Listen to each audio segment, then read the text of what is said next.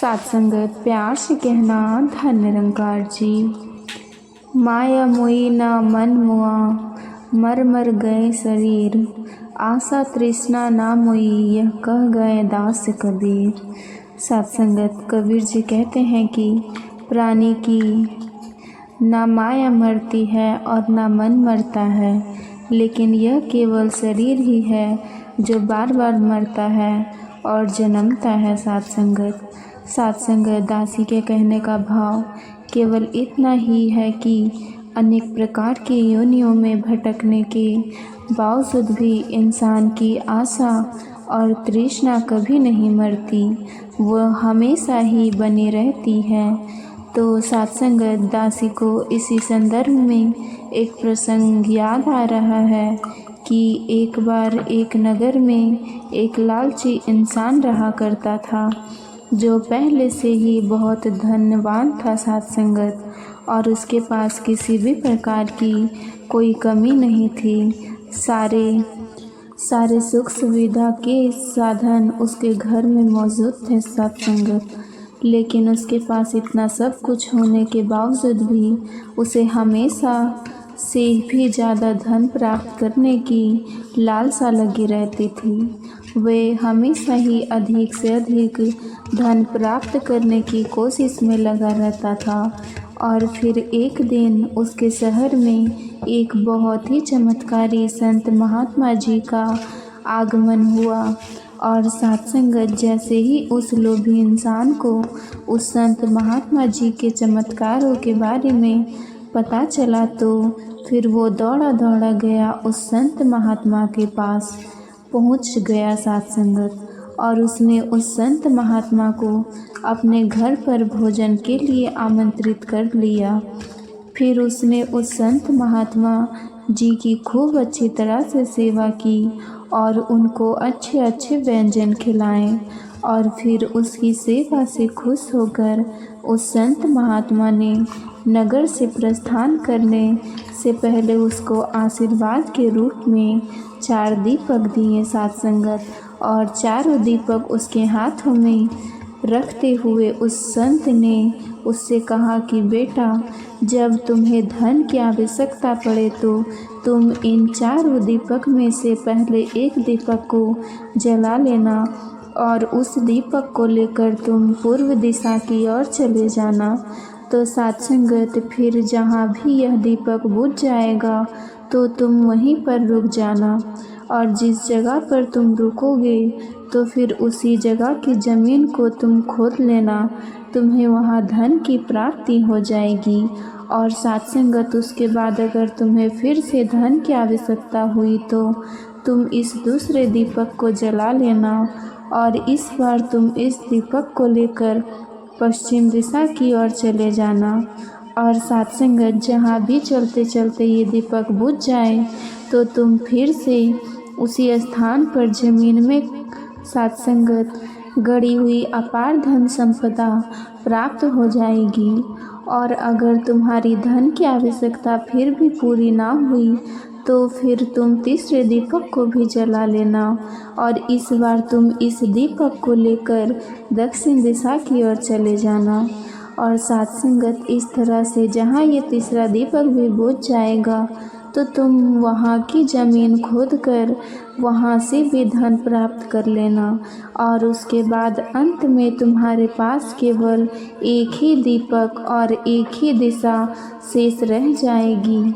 लेकिन इस बार तुम्हें इस बात का ध्यान अवश्य रखना होगा कि तुम्हें ना तो उस दीपक को जलाना है और ना ही उस दिशा में ही जाना है।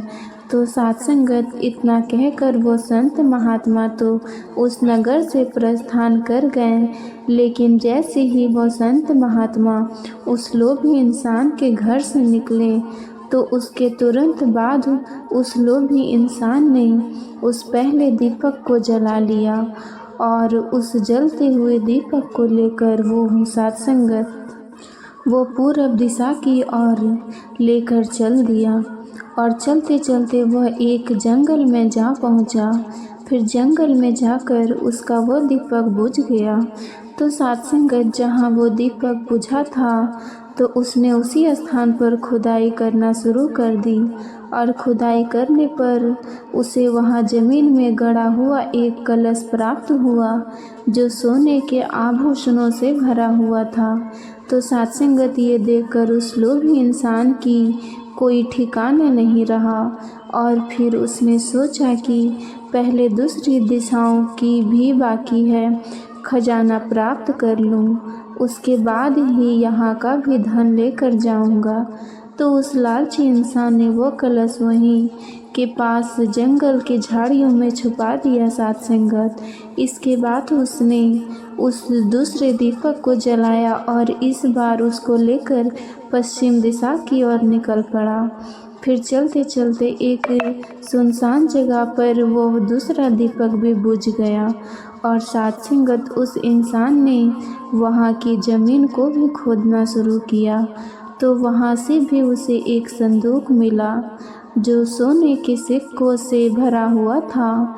फिर उस लालची इंसान ने उस संदूक को भी बाद में ले जाने के लिए उसे गड्ढे में छोड़ दिया। सात संगत और उसने तीसरे दीपक को भी जला लिया। फिर उस दीपक को लेकर वो दक्षिण दिशा की ओर बढ़ने लगा। तो सात संगत चलते चलते वो तीसरा दीपक भी एक पेड़ के नीचे जाकर बुझ गया और वहाँ पर भी उसे ज़मीन के अंदर से एक घड़ा मिला, उसमें हीरे मोती पड़े हुए थे। तो अब उस इंसान के पास बहुत सारा धन हो गया था, जिसके कारण वो बहुत खुश भी हुआ। लेकिन सात संगत जब उस इंसान का लालच इतना बढ़ चुका था कि अब उसने उस चौथे और उस अंतिम दीपक को भी जलाने की सोच ली, जिसको संत महात्मा ने जलाने से मना किया था। और सात संगत चौथी दिशा उत्तर भी जाने के लिए मना किया था।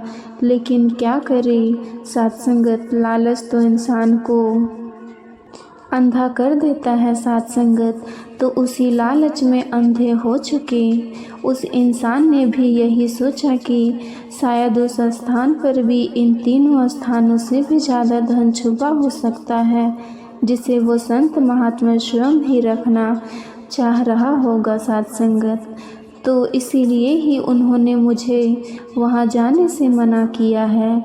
लेकिन अब मुझे वहाँ तुरंत पहुँच जाना चाहिए और वहाँ जाकर उस सारे धन को भी मुझे अपने ही कब्जे में ले लेना चाहिए, ताकि सात संगत वहाँ का भी सारा धन मेरा ही हो जाए। तो फिर उसके बाद मैं अपना सारा जीवन ऐसे आराम से बिताऊंगा। तो सात संगत ऐसा सोचकर उस लालच के लोभी इंसान ने वो आखिरी दीपक भी जला लिया, जिस दीपक को जलाने से उस महात्मा ने उसे मना किया था। तो उसको लेकर अब वो उत्तर दिशा की ओर चलने लगा और चलते चलते वो एक महल के दरवाजे के सामने पहुंच गया। सात संगत और वहां पहुंचते ही वो दीपक भी बुझ गया। तो दीपक बुझने के बाद वह लोभी इंसान उस महल के अंदर प्रवेश करके महल के कमरों में धन की तलाश करने लगा। और सात संगत एक कमरे में उसे हीरे जवाहरत का भंडार मिला। सात संगत जिसे देखकर उसकी आंखें खुली ही खुली रह गई। और दूसरे कमरे में उसे सोने का भंडार मिला। तो सात संगत इतना अपार धन देखकर उसका लालच और भी बढ़ने लगा। और कुछ आगे जाने पर उसे एक चक्की के चलने की आवाज़ सुनाई पड़ने लगी। तो सात संगत जो सी महल के किसी एक कमरे से आ रही थी, तो आश्चर्यचकित होकर उसने उस कमरे का दरवाज़ा भी खोल दिया और उसे वहाँ पर एक बूढ़ा आदमी चक्की पीसता हुआ दिखाई पड़ा। तो उस लोभी इंसान ने उसे बूढ़े व्यक्ति से पूछा कि बाबा जी तुम यहाँ पर कैसे पहुँचे? तो बूढ़ा व्यक्ति बोला कि बेटा क्या तुम पहले थोड़ी देर इस चक्की को चलाओ, मैं ज़रा सांस ले लूँ, फिर तुम्हें बताऊँगा कि मैं यहाँ पर कैसे पहुँचा और मुझे यहाँ पर क्या क्या मिला। तो उस लालची इंसान ने सोचा कि वह उस बूढ़े व्यक्ति से भी ये जानकारी प्राप्त कर लेगा कि इस महल में और कहाँ कहाँ पर कितना धन छुपा हुआ है। तो सत्संगत इसीलिए वह उसकी बात को मानकर उस चक्की को चलाने लगता है।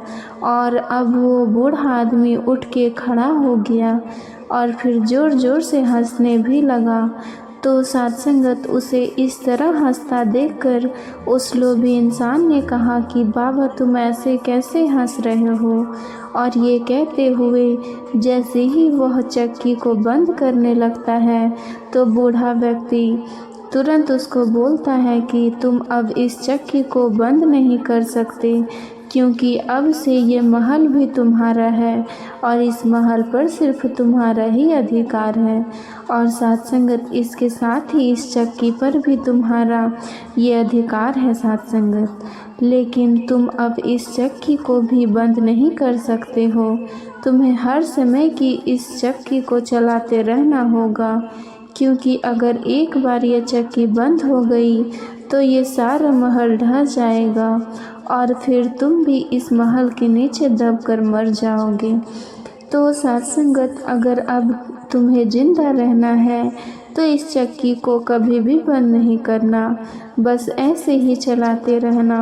और फिर एक गहरी सांस लेते हुए उस बूढ़े व्यक्ति ने आगे बताया कि मैं भी तुम्हारी तरह ही उस संत की बात को ना मानकर और धन के लालच में आकर उस आखिरी दीपक को जलाकर इस महल में पहुंच गया। और सत्संगत तब से मैं यहाँ इसी तरह से चक्की चला रहा हूँ और मेरी पूरी जवानी भी इसी चक्की को ही चलाते चलाते निकल गई। तो सत्संगत इतना कहकर जब वो बूढ़ा व्यक्ति वहाँ से जाने लगा तो फिर वो लालची इंसान पीछे से चिल्लाता है और बोलता है कि जाते जाते ये तो बता दो कि मुझे इस चक्की से छुटकारा कैसे मिलेगा सत्संगत।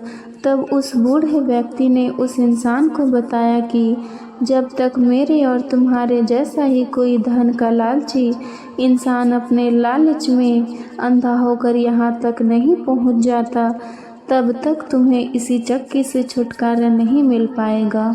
तो इतना कहकर वो बूढ़ा व्यक्ति वहाँ से चला गया और वो लालची इंसान वहीं पर चक्की पीसता हुआ और खुद को कोसता हुआ रह गया।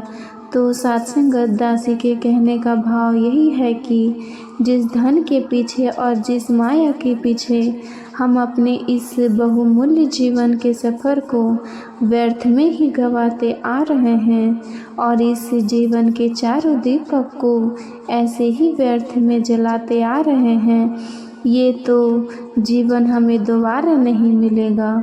इसीलिए हमें समय रहते हुए यह जान लेना चाहिए कि आखिर हमें यह जीवन मिला क्यों है और इस जीवन में हमारा आने का उद्देश्य क्या है। तो उस उद्देश्य की पूर्ति के लिए हमें एक एक कदम उठाना चाहिए। तो सत्संगत हमारे इस जीवन का उद्देश्य पूर्ण हो सकता है, वरना फिर अंत में हमें पछताने के सिवा कुछ नहीं मिलेगा। तो सत्संगत दासी अंत में बस यही कहना चाहती है कि समय रहते हुए ही अपने इस जीवन के उद्देश्य को जानकर और इस परमात्मा की भक्ति में ही अपना सारा जीवन लगाकर इस जीवन को सफल करें, ताकि हमारा इस जीवन में आने का उद्देश्य पूर्ण हो सके और इस जीवन को एक आनंदमय सफ़र के रूप में हम जी सकें, ताकि हमारा यह लोक भी सुखी और परलोक भी सत्संगत सुहेला हो सके। तो सत्संगत इन्हीं शब्दों से दासी अब आपसे इजाज़त चाहती है। बड़े प्यार से कहना, धन निरंकार जी।